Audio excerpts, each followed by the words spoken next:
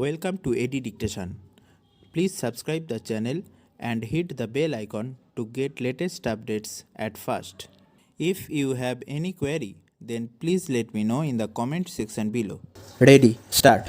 We thus hold that when the corporation takes steps for recovery of the amount by resorting to the provisions of Section 29 of the Act, the limitation period for recovery of the balance amount would start only after adjusting the proceeds from the sale of assets of the industrial concern, as the corporation would be in a position to know as to whether there is a shortfall or there is excess amount realized only after the sale of the mortgage or hypothecated assets. This is clear from the language of subsection within bracket 1 of Section 29, which makes the position clear that where any individual concern which is under a liability to the financial corporation under an agreement makes any default in repayment of any loan or advance or any installments thereof, or in meeting its obligations in relation to any guarantee given by the corporation, or otherwise fails to comply with the terms of its agreement with the financial corporation, the financial corporation shall have the right to take over the management or possession or both of the industrial concern,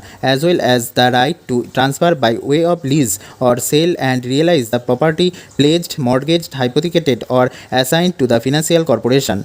Even otherwise, it must be mentioned that the division bench was in error in stating that the right to personally recover the balance terminates after the expiry of 3 years. It must be remembered that the question of recovery of balance will only arise after the remedy in respect of the mortgage deed has first been exhaustive. If a mortgage suit was to be filed, the period of limitation would be 12 years. In such a suit, a prayer can also be made for a personal decree on the sale proceeds being insufficient. It is thus clear that merely because the corporation acted under Section 29 of the State Financial Corporation Act did not mean that the contract of indemnity came to an end. Section 29 merely enabled the corporation to take possession and sell the assets for recovery of the dues under the main contract. It may be that only the corporation taking action under Section 29 and on their taking possession they became deemed owners.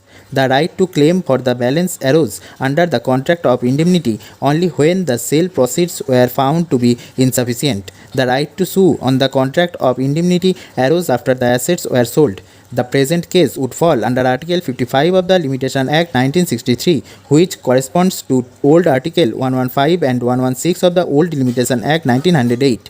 The right to sue on a contract of indemnity or guarantee would arise when the contract is broken. Therefore, the period of limitation is to be counted from the date when the assets of the company were sold and not when the recall notice was given.